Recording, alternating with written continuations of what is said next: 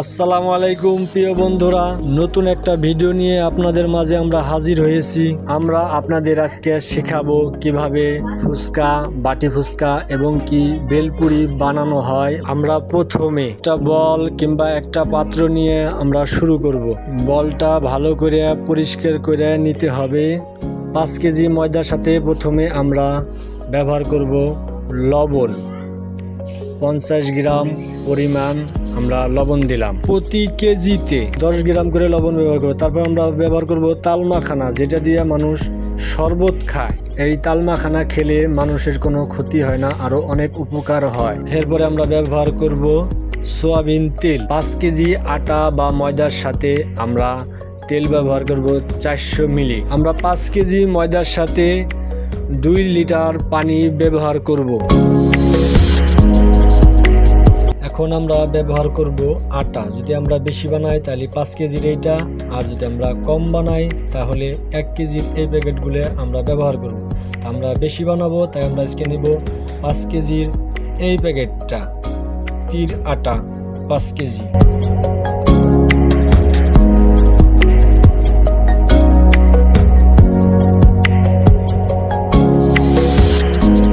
এখন আমরা আটাটা ভালো করে ছেনে নেব। আটাটা মিডিয়াম শক্ত থাকবে। এখন আমাদের আটা ছেনা শেষ। এখন আমরা আটাকে রেখে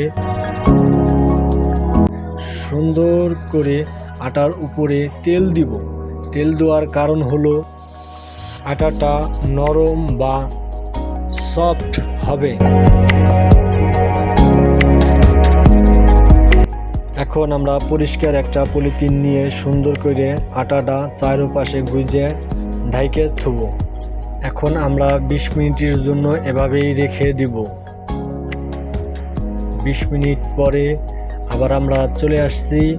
এখন আমরা দেখাবো আটাটা কিভাবে ঝোলা দেওয়া হবে।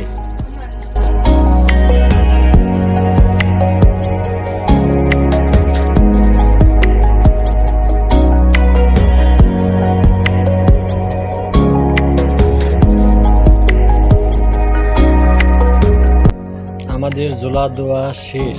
এখন আপনাদের দেখাবো বেলে।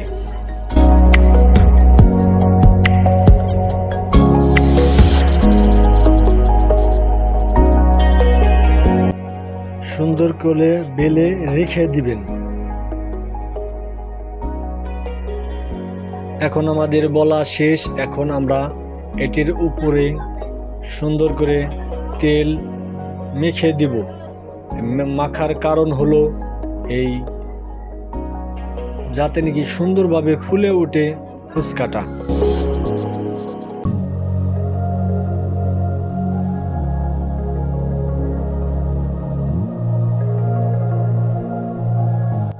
আমাদের এখন তেল দেওয়া শেষ। এখন আমরা একটার উপরে আর একটা সুন্দর করে জোড়া দিব, যাতে নাকি একটার সাথে আর একটা না লেগে যায়। এই তেলের কারণে দুইটাই সুন্দরভাবে ফুলে উঠবে। এখন আমরা বেলুন দিয়ে সুন্দর করে বেলে দিব।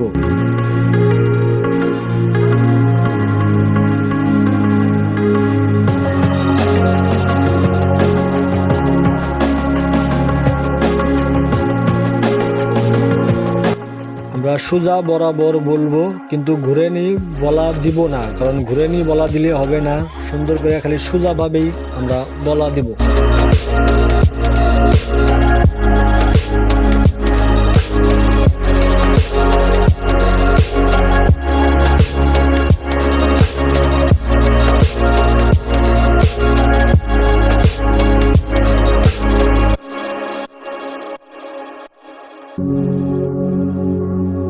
আমরা এখন ফুচকা কাটার জন্য একটি গ্লাস নিব।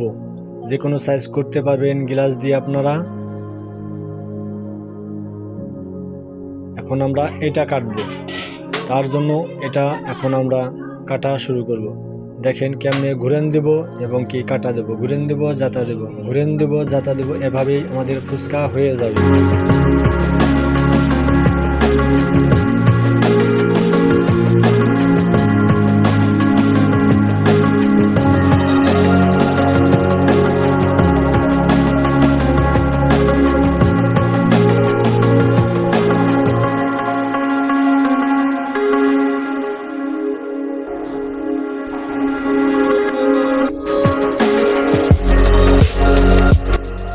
আমরা একটা কাঠ নিব আর একটা ঝুড়ি নিব।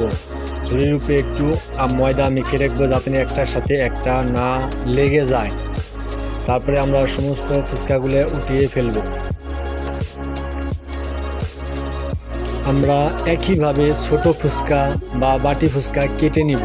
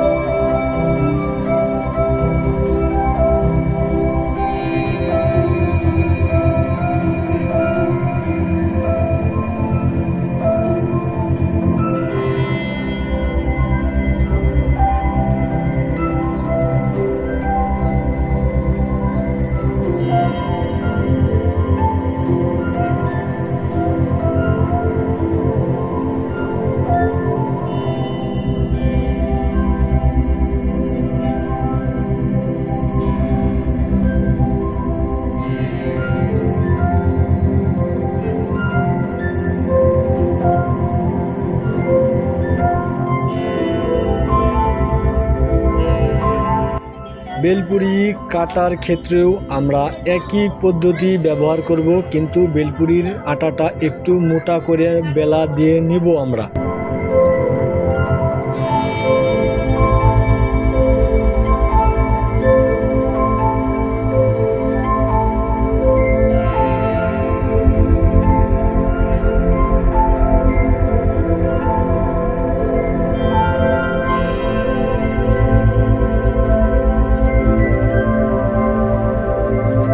এখন ফুচকাগুলো ভাজার জন্য প্রস্তুত। এখন আমরা একটা ফুচকা দিয়ে দেখব তেল গরম হয়েছে কি না। যদি দেখি যে না তেল গরম হয়ে গেছে,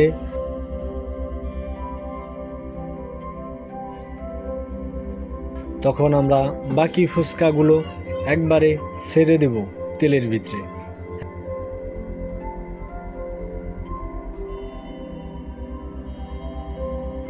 এখন ভাজার সময় সুন্দর করে আস্তে আস্তে করে নাড়া দিতে হবে, যাতে নাকি একটি ফুচকাও বেকাতেরা হয়ে গেলে ওটাকে সোজা করে দিতে হবে, যাতে নাকি একটি ফুচকাও অফোলা থাকে না। সব ফুচকা ফুলে গোল হয়ে যায়, সবগুলো অ্যাকুরেট।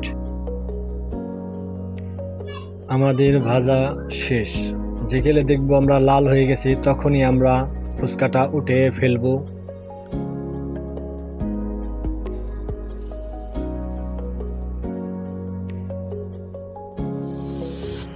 আপনারা বেলপুরিও ভাজবেন একই পদ্ধতিতে, একই পদ্ধতি ব্যবহার করবেন।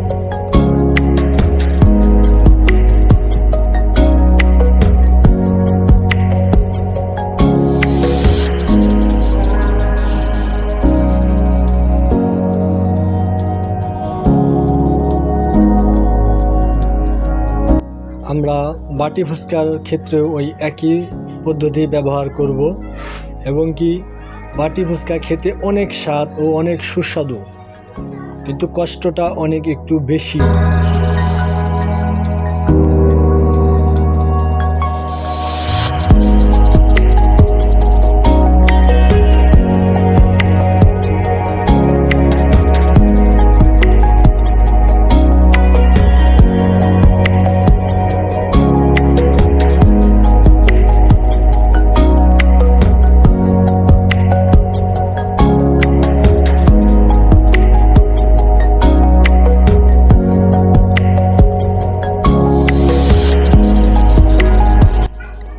আমাদের ফুচকা ভাজা শেষ। এখন আপনারা দেখবেন আমরা কি কি ফুচকা এখানে বানাইছি। এটা হলো বাটি ফুচকা, এটাও বাটি ফুচকা, এটা বড় ফুচকা, এটাও বড় ফুচকা, এটা হলো বেলপুরি। দেখেন একটার সাইজ একটার সাথে আর একটার কোনো মিল হবে না। আপনারা এভাবেই বাসায় নিয়মিত বানিয়ে খাবেন, কোনো ঝামেলা মুক্ত ছাড়া সুন্দর পরিবেশে আপনার মন মতো আপনি খেতে পারবেন। অনেকেই আছে দোকানে এসে খেতে চায় না, তার জন্য সে বাসায় বসে নিজে হাতে বানিয়ে খাবে সুস্বাদু ফুচকা। আমাদের এই চ্যানেলে আপনারা সকল ধরনের ফাস্টফুড খাবারের ভিডিও পেয়ে যাবেন। আপনারা বাসায় বসেও খেতে পারবেন এবং কি আপনারা ব্যবসাও করতে পারবেন। আমাদের চ্যানেলটা সাবস্ক্রাইব করে ও শেয়ার করে আমাদের পাশে থাকবেন।